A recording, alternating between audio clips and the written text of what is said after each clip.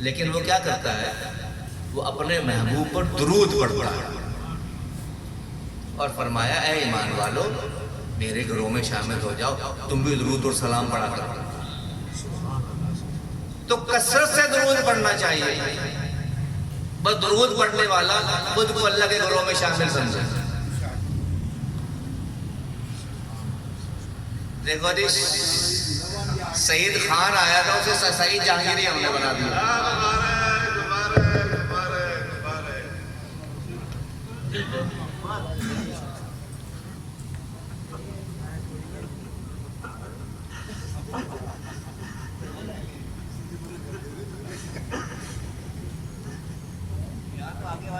آگے آنے والے بن جاتے ہیں بھائی۔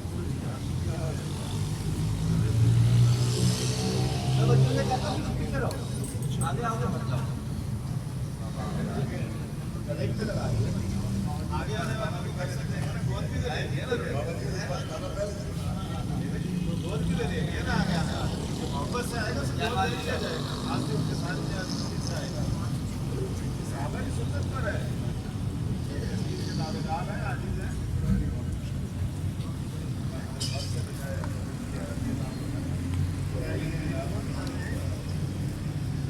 مومن سے بدل جاتی ہے تقدیریں۔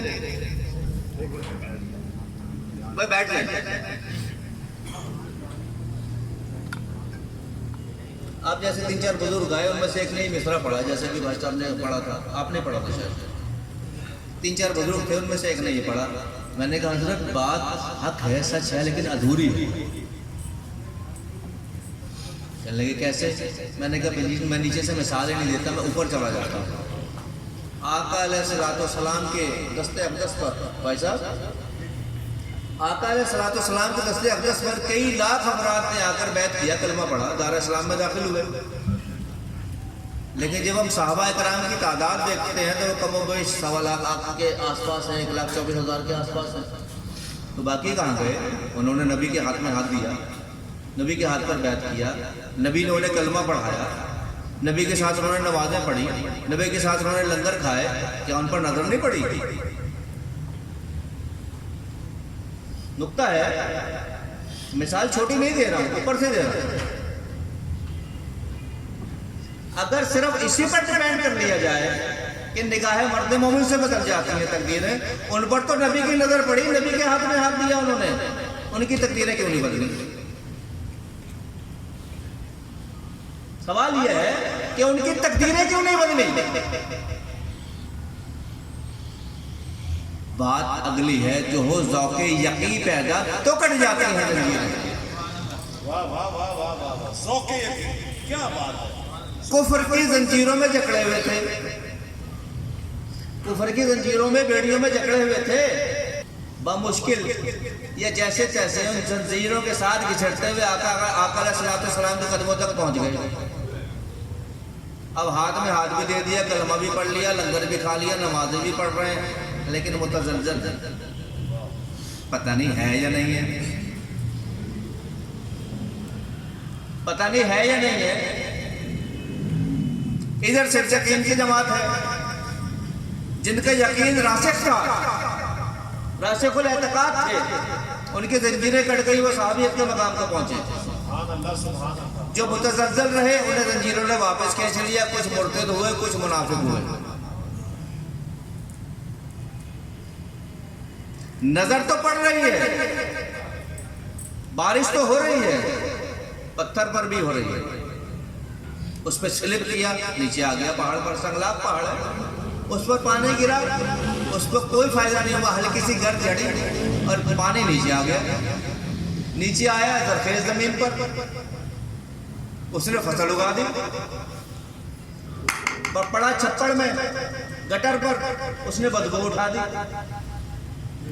وہی بارش ہے، بارش تو ہو رہی ہے، گٹر پر پڑی تو بدبو اٹھنے لگی، سنگلاپ پتھر پر پڑی تو اس پہ سے سلپ کر کے ہلکی سی گرد جھڑی، بس منہ دھل گیا، منہ اس کا بھی دھل گیا،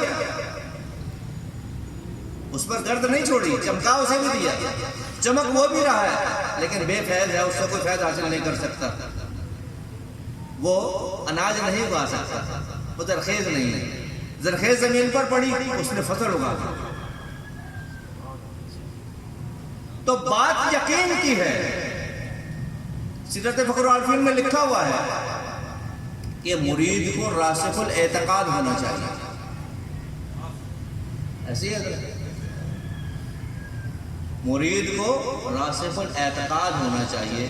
اس راسخ الاعتقادی کی وجہ سے ابو بکر کو صدیق اکبر بنا دیا گیا۔ سبحان اللہ، سبحان اللہ۔ راسخ الاعتقاد کہ جب ابو جہل نے واقعہ معراج سنا، اب دیکھیں اللہ کے کام دیکھیں، جو ابو بکر صدیق رضی اللہ تعالیٰ نے ہر وقت آقا علیہ السلام کے ساتھ ہوتے ہیں، وہ شب معراج ختم جب ہو رہی ہے، آقا علیہ السلام واپس تشریف لا رہے ہیں، اور اس کے چند لمحوں بعد جو فجر کی اذان ہو رہی ہے، نماز ہو رہی ہے، اس میں بالوجوہ ابو بکر صدیق رضی اللہ تعالیٰ عنہ شامل نہیں ہے، اور دشمن ابو جہل کھڑا ہوا سن رہا ہے۔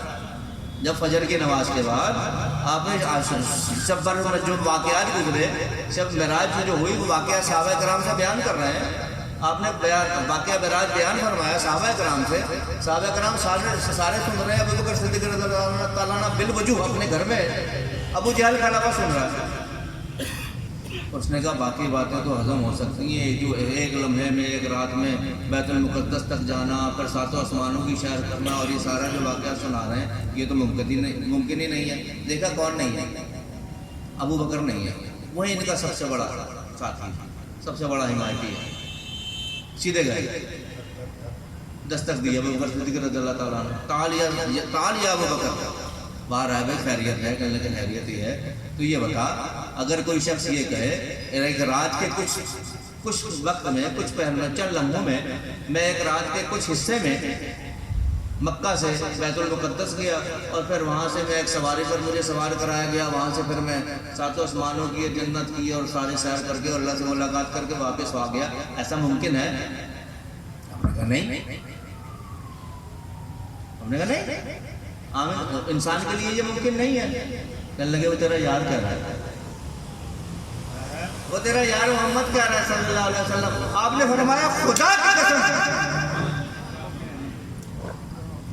مرید کو ایسا راسخ الاعتقاد ہونا چاہیے۔ آپ نے فرمایا خدا کی قسم میرے آقا کے لیے یہ ممکن ہے۔ بلکہ ایک جگہ تو میں نے جملہ پڑھا کہ آپ نے فرمایا کہ خدا کی قسم اگر آپ فرماتے کہ مجھے اہل بیت کے ساتھ معراج ہوئی تو بھی میں یقین کرتا اور تصدیق کرتا۔ اس راسخ الاعتقادی کی وجہ سے اللہ تبارک و تعالیٰ نے واقعہ معراج کی تصدیق کرنے پر، اور ایسی تصدیق کرنے پر جو ممکن ہی نہیں تھی، اللہ نے فرمایا یہ جو آپ ابو بکر ہے یہ صدیق اکبر ہے۔ سبحان اللہ، سبحان اللہ، نعرہ تکبیر، نعرہ رسالت۔ اور اسی صدیقیت پر ایمان نہ لانے پر اور صدیقیت کو نہ ماننے پر امام جعفر صادق علیہ السلام نے یہ جو آج خود کو شیعہ کہلاتے ہیں، معذرت کے ساتھ اگر کوئی یہاں بیٹھے ہو تو میرا مقصد زحمت دینا، تکلیف پہنچانا نہیں ہے، میں آپ بیان کر رہا ہوں، انہیں رافضہ کہا۔ رافضہ کا جو ٹاٹا ہمارے بزرگ رافضی کہتے تھے نا شیعوں کو، اب تو یہ لفظ ختم ہوتا جا رہا ہے، شیعہ کہنے سے تو خوش ہوتے ہیں، رافضی کہنے سے ناراض ہوتے ہیں۔ یہ رافضہ کا ٹائٹل انہیں حضرت امام جعفر صادق علیہ السلام نے دیا۔ رافضہ کہتے ہیں اس گروہ کو جو اپنے سرکار کو چھوڑ جانے کی تاریخ رکھتا ہو، عادت رکھتا ہو۔ یہ اماموں کو، حضرت علی کرم اللہ وجہ کو، امام حسن علیہ السلام کو، حضرت امام حسین علیہ السلام کو، حضرت زین العابدین کو، حضرت امام باقر کو، حضرت امام جعفر کو، یہ سب کو چھوڑ کے جاتے رہے صرف اسی وجہ سے کہ ابو بکر کو صدیق مت کہو۔ وجہ یہ تھی کہ ابو بکر اور عمر کا نام خطبے میں مت لیا جائے، نہ لیں آپ۔ انہوں نے کہا یہ نہیں ہو سکتا، چھوڑ کر چلے گئے۔ امام زین العابدین کو خطبے میں کھڑا چھوڑ گئے اسی بات پر، انہوں نے کہا یہ نہیں ہو سکتا۔ پر حضرت امام باقر آپ کے صاحبزادے جب مسند نشید ہوئے، منبر پر جلوہ افروز ہوئے، تو انہوں نے بالترتیب شیخین کا خطبہ دیا، تو یہ کھڑے ہوئے کہنے لگے ابو بکر اور عمر کا نام لو، مت لو۔ انہوں نے کہا یہ نہیں ہو سکتا، یہ انہیں بھی چھوڑ گئے۔ پھر امام جعفر صادق علیہ السلام کا دور آیا، آپ ممبر پر جلوہ افروز ہوئے، آپ نے خطبہ شروع کیا، یہ پھر کھڑے ہو گئے، پھر یہ کمپرومائز میں آئے، کہنے لگے اچھا ایسا کریں ابو بکر کہہ لیں صدیق نہ کہیں۔ آپ نے فرمایا صدیق صدیق صدیق، اور جو آپ کو صدیق نہ کہے، صدیق نہ مانے، اللہ اس کی دعا قبول نہ کرے، یہ انہیں بھی چھوڑ کر چلے گئے۔ آپ نے فرمایا یہ ہیں ہی رافضہ، وہاں سے انہیں رافضہ کا ٹائٹل ملا۔ اگلے سارے انہیں کی اولاد ہے۔ امام جعفر صادق علیہ السلام ہمارے مرشد ہیں، امام باقر علیہ السلام ہمارے مرشد ہیں، امام زین العابدین ہمارے مرشد ہیں، ہمارے شجرے میں ہیں۔ میں ادھر ادھر کی تو بات نہیں کر رہا، اپنے پیران اسلام کی بات کر رہا ہوں جن کے ہم مرید ہیں۔ تو اپنے اسلاف کے طریقے پر چلنا چاہیے۔ نگاہ مرد مومن سے بے شک بدل جاتی ہیں تقدیریں، لیکن راسخ الاعتقاد ہونا بہت ضروری ہے۔ اگر آپ کا یقین محکم نہیں ہے، یقین پختہ نہیں ہے، اب راسخ الاعتقاد نہیں ہے، تو آپ اگر پیغمبر کے ساتھ بھی ہیں، رسول کے ساتھ بھی ہیں، تو بھی آپ کی تقدیر نہیں بدلے گی، آپ کی زنجیریں نہیں کٹیں گی۔ زنجیر اگر کٹتی ہے تو وہ ذوق یقین سے کٹتی ہے۔ نماز کے لیے سب درست فرمائیں۔